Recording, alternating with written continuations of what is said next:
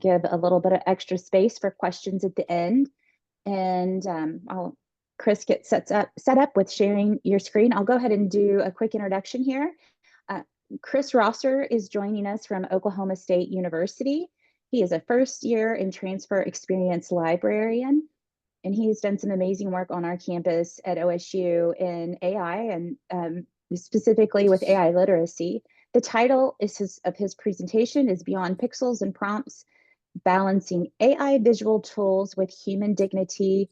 And wow, I'm going to let you finish that because I don't want to mispronounce that word. No worries. Narrative. So Chris, I will turn it right over to you. Thank you so much for being with us today. All right. Thank you, Alicia. And thanks to everybody. I can't see any longer, but I'm just assuming that the slides are showing. And so anyway, we'll go ahead and get We started. see them. You're in good. Oh, perfect. Okay, very good. All right. Yes. So my name is Chris Rosser. I'm first year and transfer experience librarian at Oklahoma State University. And so today I just want to share an innovation for teaching and learning with generative AI that really began with a question. And that question was, how can we help students create dignified visual narratives using AI tools? And so this is a little bit different than using AI tools to produce text. We're talking about producing image, but not just producing image, in any context, but in really sensitive contexts where we're trying to tell the story of someone's life. So last spring, I connected with an instructor who wanted students to create digital storytelling projects that depicted individuals across their lifespan. And so the challenge for this kind of a project really is significant. Well, it has been more significant up until very, very recently. But maintaining visual consistency in AI-generated images, it's not an easy thing to do. It's especially not easy when you're also trying to preserve the integrity and the dignity and the humanness of personal histories. And so trying to figure this out and then developing, a workshop for this that I was able to deliver then to two different classes. One was a gerontology class, and then the other one was a course on dying, death, and bereavement. So you can already hear kind of the sensitive nature of these classes. Our first presenter talked about doing magic, and that's precisely how I decided to frame these workshops as a magic show that we were going to be doing. And primarily, this is because I wanted them to encounter these magical tools, or these tools as magical, for digital storytelling.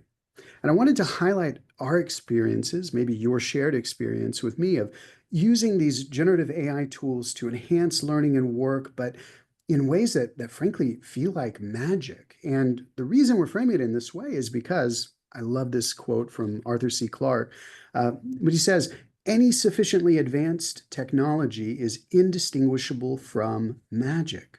It's an interesting insight. And he says, and the only way of discovering the limits of the possible is then to venture a little way past them into the impossible. And so in many ways, that's what we were asking students to do, to transform these projects that in the past had not used AI tools and to find ways that would enhance what they're doing.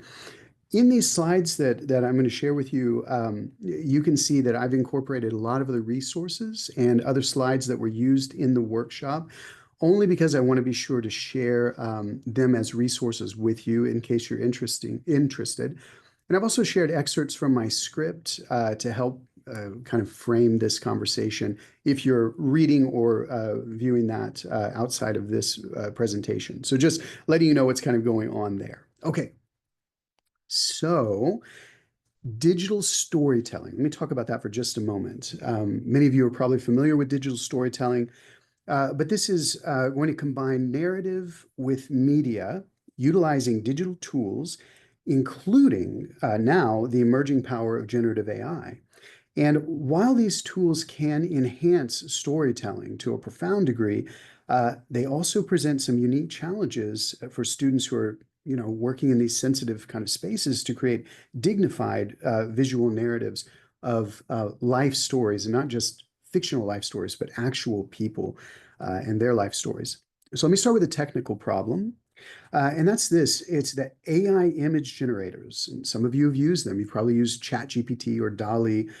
But image generators, for example, like Midjourney or Adobe Firefly, or even Canva's Magic Design, they sometimes struggle with consistency. And so what I mean is that when you're depicting someone, a character from image to image in different kinds of scenes, and then in this case, when you're depicting someone from childhood all the way up through their senior years, you're going to face two key challenges. Number one is maintaining visual consistency. In other words, does it actually look like the same person, image to image? And then you're also going to face historical accuracy, which is a question of is the clothing or the settings or the context accurate? Are they depicting historical accuracies? Are they appropriate? That type of a thing. Now, beyond the technical issues, I think there's another issue that may be more profound, something that we have to wrestle with, and that's an ethical concern.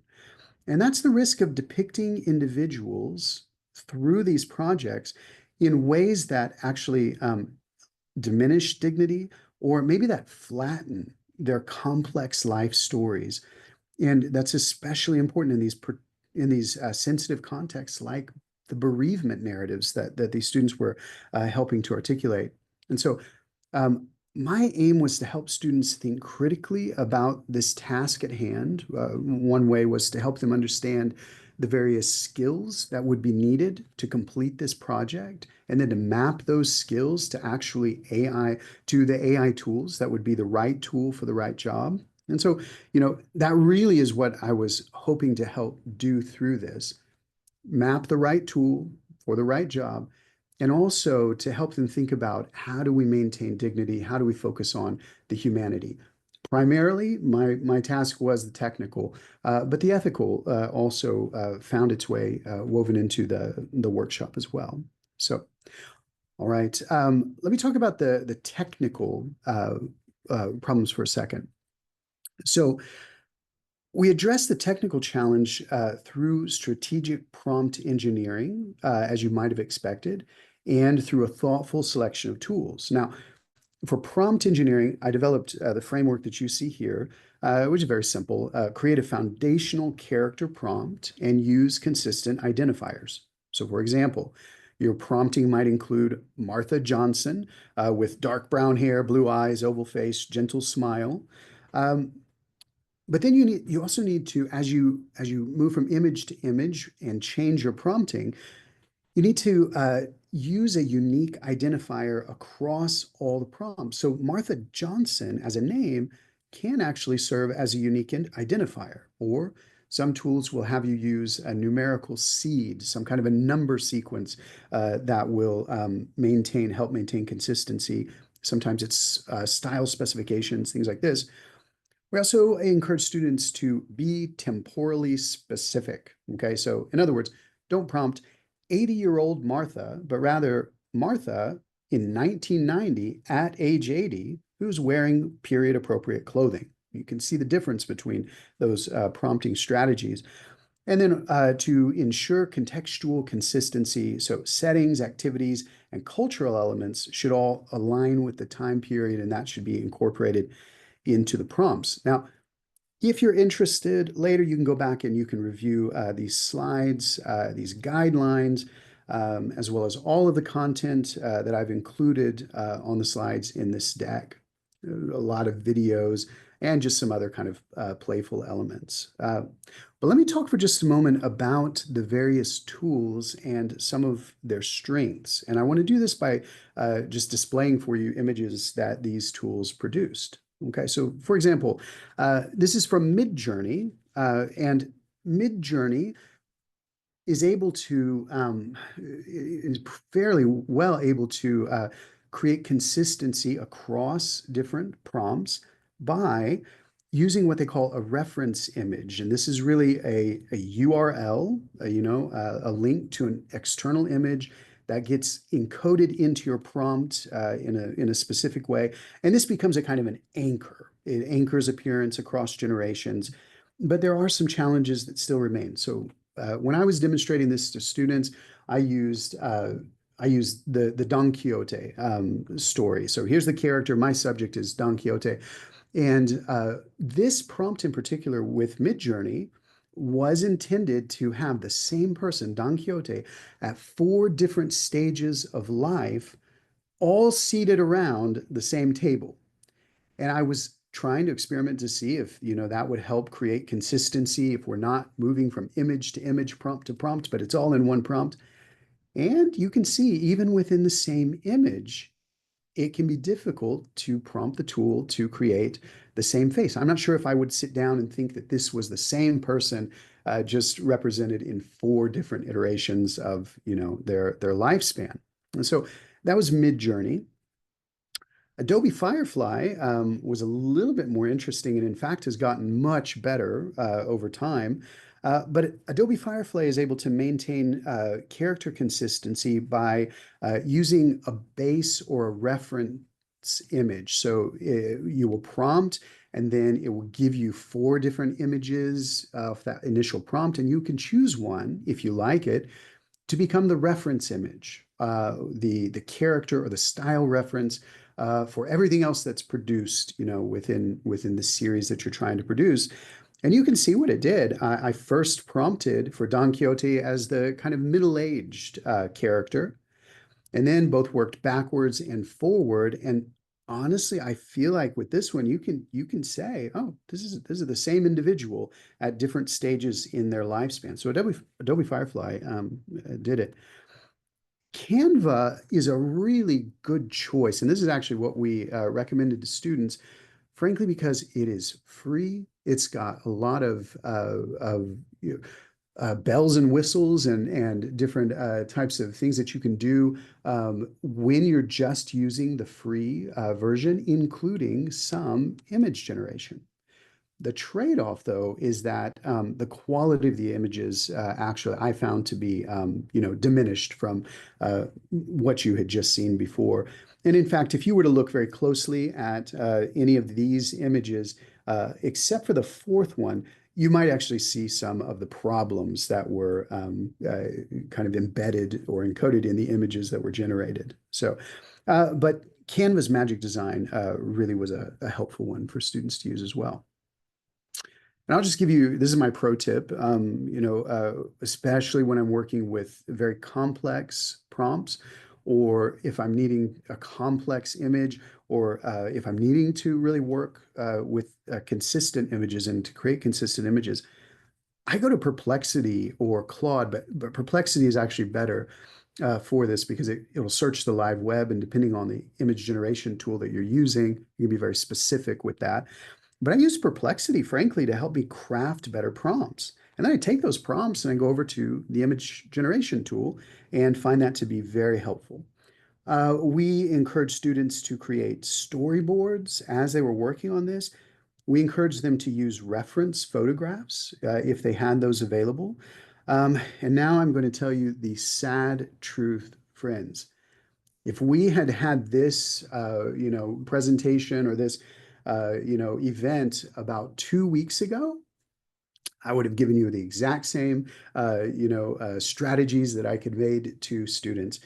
Actually, because time is so compressed with everything AI, the sad reality is I will go back and completely rewrite this workshop. In fact, the workshop itself might be moot at this point because just recently, ChatGPT, Copilot to some extent, but the Apple image generation tools that are available to us now are producing consistent characters with just a word or just a click.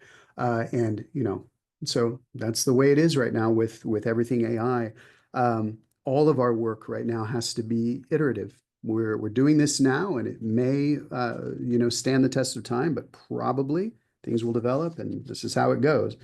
So in the future, I'm going to have to, talk about Apple and ChatGPT and probably a whole different, cadre of tools for getting this done. So, all right. Well, very quickly as we close here and then open it up for questions, addressing our ethical concerns, we did discover something that was unexpected. by visualizing the individuals that they wrote about and doing this with intentionality and with care and working with new tools to get that done, we noticed that students engaged more deeply with the human elements of their subjects' lives. And that was interesting. The instructor reported to me that it was not just a technical success, but also that there was meaningful engagement. And that, in fact, is why the instructor said, I want to do the same, project in my dying, death, and bereavement course. Can you come back and do that workshop again? And so that was very good news for us that, the proof of concept. Possibly more exciting was discovering that the techniques and the ethics that we deliver in one context actually were transferable to a new class and to a new context. And so when it was adapted for the dying, death, and bereavement course, students were creating these memorial narratives that were honoring the complete lifespans of their subjects while maintaining that dignity. And it was interesting because the visualization process really enhanced rather than diminished their attention to the humanity in these sensitive contexts. As they were using these AI tools and working to enhance their projects using AI, it was actually the humanness of their subjects that became more centered. And I find that to be very interesting indeed. So I don't want to miss the brief, but since we're in this kind of a context, I just want to say that as all of you, you start doing this kind of work and you start sharing these kinds of new use cases or, enhancements or teaching strategies using generative AI, it's likely that that could position you in some sense in your context as an AI leader among your colleagues. They're going to ask you, what did you do? Can you share with us? Can we figure this out together? And I just want to say that being an AI leader in our context right now does not require us to be AI experts. Okay, but it does ask of us these three things. It requires us to be imaginative in how we connect disciplinary or pedagogical needs with technological possibilities. If we can figure out some of those solutions and then share with others, that is a really important thing for us to be doing right now, just as we're doing today. Number two, just to embrace creative problem solving, even when the technology isn't perfect. Okay, I know I got to go redo this entire workshop now, and that's okay. But the technology has improved, and it's never going to be any worse than it is today. And so Chris, I'm just that, letting you know we have 5 minutes. oh, good. All right, I'm 30 seconds out. Then Great. we can have questions. Good. And then finally, it requires us to take risks alongside our students and our colleagues. I mean, this kind of thing could be a flop, but it wasn't, and we started noticing that incorporating these tools, this kind of integration was actually enhancing their attention to their human and the humanness of their subjects. So um, AI tools like image generators, they're not replacing human creativity. They're actually extending our ability to tell meaningful stories and to create transformative learning experiences. And so I'm just going to leave it there and, maybe just go ahead and open it up for any questions. But I really appreciate the opportunity to be here with all of you today, friends.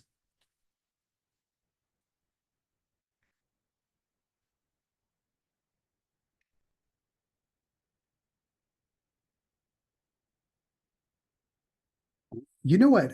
So I may be working backwards, but Dr. Grayson, I have not used Flex AI. I appreciate you sharing that, but that's not a tool that I've used. I would love to hear from you about that. Uh, yeah. I know it's. I mean, you're more than welcome to come off mic if you or off mute if you want to We talk do about have that. a few questions, Chris, before we Oh, do we? go Okay. quite backwards. One of them says, how do you think these concepts, maintaining dignity, connect? Oh, there was a new comment and it moved. Hold on just a sec. Connect to the Awesome. possibility of faculty using avatars as a tool in the creation of lecture videos. Yeah, that was a conversation I had with a group yesterday, talking about that kind of possibility. And, it always goes back to what we were talking about with like the idea of backwards design. In other words, connecting our use of these tools to specific skills, but more than that, to our learning aims. And so if your learning aims are going to be fulfilled by the use of an avatar like that, then that is a really good use, frankly, for delivering content. But here's the thing. Um, Students are already inhabiting digital spaces. Okay, so they know the difference between a flesh and blood human and having content delivered by an avatar. They understand that. So what I would recommend is that whatever we do, if even if we're delivering content via an avatar like that, finding ways to make sure that we ourselves as instructors are present within the class so that we can still make those kind of human connections with our students, because the work that we have to be doing is actually the work of connective labor, uh, especially as we're integrating these tools, making students feel seen, allowing ourselves to be seen by the students. And that is really work that we don't want to forget as we go. So great question. And I'm so sorry, I have a couple of windows open that are making it difficult for me to see the chat, but let me go back and see if there were any other I questions. don't think there was any other specific questions. I think a lot Okay. of people are excited about the images that you shared. There was one question about one of the first images that you shared, and the question was, is he balancing a spoon on his shoulder? And Yeah. I didn't know the answer, so you might be able to answer my Yeah, question. that's one of the reasons why. And you know what? Canva could have updated, they've gone through how many iterations since I did this workshop. But yeah, that it was very strange that he had a spoon as part of the accoutrements of his armor. So, that's what you do. His legs were in the floor in one of the images, and so you got to be choosy. But just playing with these tools, playing with prompting, messing around with it, and watching tutorial videos, that's the way to do it. So. Well, we're right at time. So we're so thankful for your presentation, so meaningful, and gave us some variety today with what we had with all of our speakers today. So what we want to do is just thank you all for presenting and sharing your expertise with us today. And we want to thank all of you who have joined us with our session today. If you will look in our chat, you can get a link to the assessment. We want to encourage you to take that. You will get a digital badge by completing the questions. And I'll make a note that these questions really will help us know how to direct our future presentations to really meet the needs of our listeners and our participants, so we can grow as a community and really present the information and answer the questions that you have. So again, Christella dropped that into the link there, or into the chat, the link into the chat. So please finish those questions, and you will also, if you signed up for the virtual session as well, you'll also get a link to these recordings, and we'll also share the slides with you in that way as well. And Sarah or Christella, if I'm missing anything, just chime right in. You did great. Okay, thank you Awesome. guys so much. Have a great weekend.